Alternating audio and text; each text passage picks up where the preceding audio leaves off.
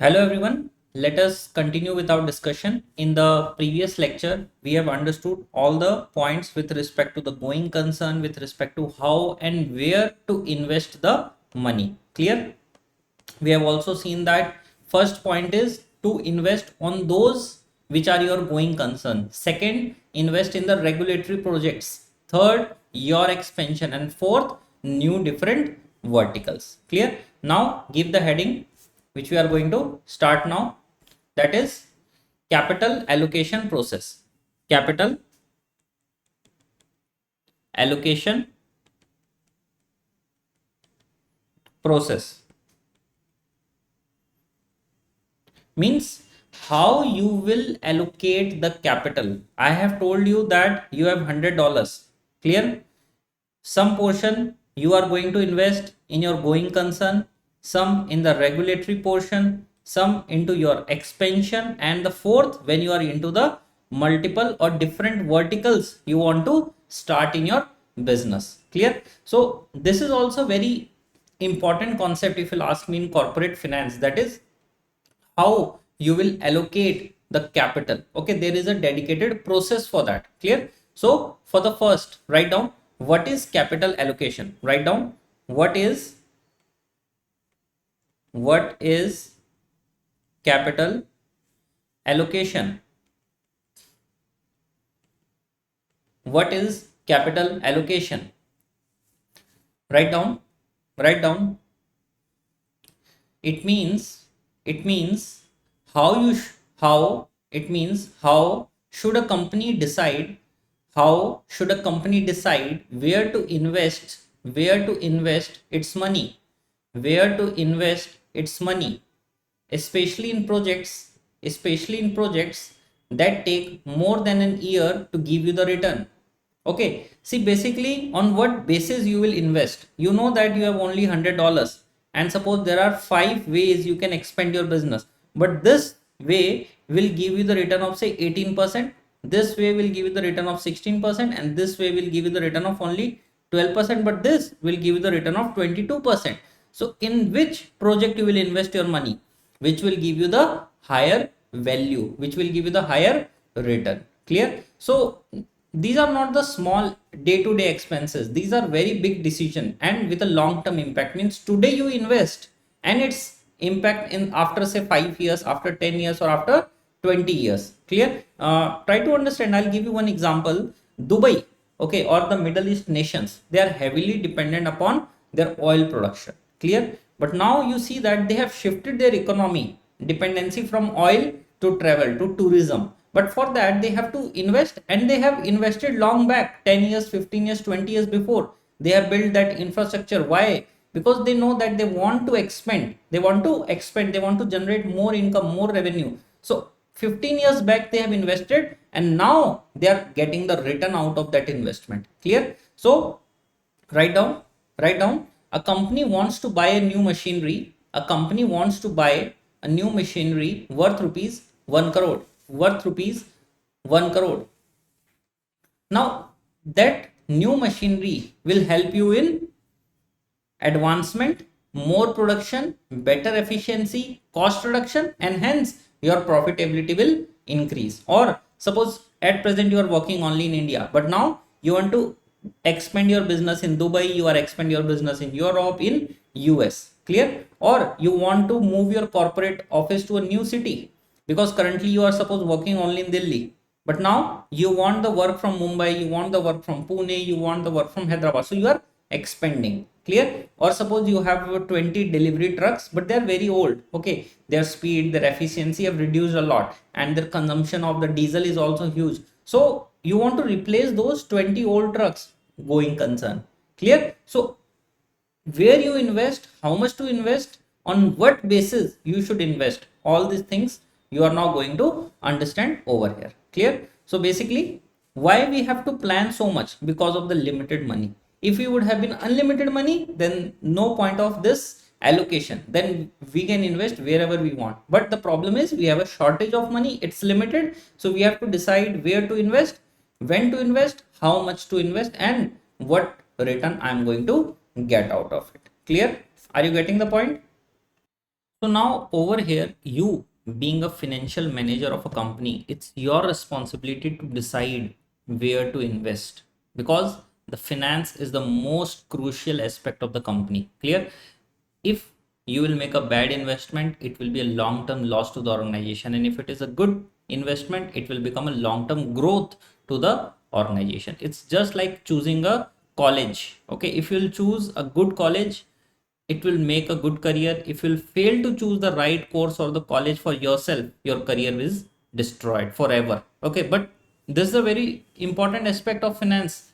Means a company is solely dependent upon their investments, where they invest and what type of returns they are going to get from their project. Clear? Now it applies to all the major business decision. Means it's not only about the investment in the projects. Okay, even if suppose you are acquiring a new company, okay, or you are doing some mergers and acquisitions, okay, then also you need to take the decision that whether I should merge with the given company or not. Clear? Or whether I should acquire the given company or not. Working capital management, it is also the part of it. Clear? If you're launching any new product, you are the part of the process. So you imagine yourself as a finance manager of a company, chief financial officer of a company, and your decision is utmost important for the growth and the success of the organization. Clear? And every decision you will take, it will impact the shareholders value. So what's your purpose? To maximize the shareholder value. So make a decision that actually increases the company value over time. Clear? Now there is a steps for the capital allocation process. Clear? The first and the foremost is the idea generation. Idea generation. Because before investing into anything, all you need is an idea. If you don't have idea, then how you will invest? Clear? So definitely the idea comes from the senior management, that is there is a strategy team, middle management, that is your operation team, employees who know there is some problem, and if you will solve that, we can help the company to grow. Clear? Or some external consultants, or even sometimes customers can also give it an idea that see, if you'll do this, it will be helpful for the company. Clear? Suppose if I'll give an example that employee in a factory, okay, and he noticed that a specific machine often breaks down. Okay, so he will suggest to his senior manager that see, if we'll buy a new automated machine, we will increase the production. Okay, and first of all, the breakage actually slow down the productivity, so that can also be make up. And if we'll use a automated one, that will increase my productivity a lot. Clear? So always remember, the better the idea, the better the result in the long run. And one more thing, idea might be good, but its execution is most important. You have thousands of idea, but how you work on that idea, that is most important. Clear? Now second, now you got an idea. Clear? So you have thousands of idea. Out of thousands of idea, you picked up 10. You picked up 10. Clear? Now you will start analyzing the project proposal. Analyzing project proposal. Okay, now what you are doing for each and every project, over here, you are calculating the inflows and the outflows. You are calculating the profitabilities with the help of NPV, IRR, payback period. Clear? And you are actually analyzing the risk and the uncertainty associated with the particular project. So what you are doing, you are analyzing the cash flows, what you have to pay, how much you have to pay, when you have to pay, and what you will receive and when you will receive. And then you will check the profitability. That whether this particular project is profitable to you or not, with the help of NPV, IRR, and payback period. We will do all these steps, and then you will analyze the risk associated with that particular project. So now you have calculated all these parameters for all the projects which you have. Clear? Now next step is to take the decision that which is best. So after analyzing that this particular project is best for you, what you will do, you will create the firm wide capital budget. create firm wide capital budget, in which you are actually now started allocating that, okay, I'm going to give this much money to this particular business. So over here I have 10 projects, say in terms of proposal, so let us say over here you have 1000 projects ideas in your mind. Out of that you have analyzed 10, but now out of 10 you can only afford 3, you can only afford 3 projects. So now you have to invest your money in those 3. Clear? So you will compare the timings of the cash flows. Clear? You will see that when you will get the return of these cash flows, and you'll also ensure that suppose there are 3 funds, 3 projects, 1 2 3. Project 1 require maximum money in say 4th year. In the first 3 years only research and development is going on, but in the 4th year you will do the production. So you can start this project now with a very limited capital. Okay, perfect, let's go ahead.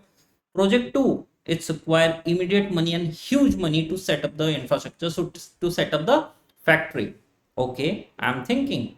Clear? Similarly, in third project, every year you need to spend equal amount of money. Every year you need to spend equal amount of money. So you identify that, okay, in year 1 I want 70 cr, in year 2 I want say 40 cr, in year 3 I want say 60 cr, but in year 4 this project is an heavy demanding, suppose 70. Clear? But I know that in the 4th year project 2 will start giving me the outflow, so I'll use this outflow to pay for this 70. And now from the third project as well I have started generating the revenue. So suppose the net cash outflow is only 20, because you are receiving the money from 2 and 3. Clear? So this is how you need to ensure that, okay, I am balancing my cash flow, because every year you cannot give huge amount of cash outflows. Clear? So this is how you need to set your plan, that yes, I am on an average able to manage this much cash outflow. Are you getting the point? This is your step number 3. Now you have started the project, now the last and the foremost is monitor the projects and post audit. See, it never happened that you have initiated the 4 projects, P1, P2, P3, suppose only 3 only, everything is going as per your expectation. No. So after 2 years you analyze that project 3 is not working well, means as per not as per your expectation. So you decided to close the project, I don't want to give much more money in this project 3, knowing that it's not going to work out for me. Clear? So this monitoring and post audit is very important. So you need to track the actual performance versus what you have expected. Clear? Identify the mistakes in your forecasting. You have forecasted that project 3 will start giving you the revenue of say 20 cr from the 3rd year, but no, it's not giving. Suppose it's giving only 2 cr. So is it worth to continue the project? The answer is no. Close it. Clear? Now what mistakes you have done over here? Try to learn and improve your future decisions, so that when you will start your project 4 you will not make those mistakes over here. We call this as a post audit. Clear? So what will be your question over here? What went wrong? I want to know. I have actually planned it, I have planned everything. Now my question is, what went wrong? Why means, was the market research bad? I have done the market research, but based on that I have taken the decision that I will start this project. So was the market research best, or might be the execution, means the team who have executed this project problem was there, or I was too optimistic about my assumption that, okay, if I launch a product, thousands of people will stand in a queue and purchase the product. Clear? So what went wrong? That is also important to analyze. Clear? So these are the 4 steps in your capital allocation process. Clear? Okay, so I have completed the concept of capital allocation process in this particular lecture, and will continue ahead with the remaining topics in the next lecture. Thank you.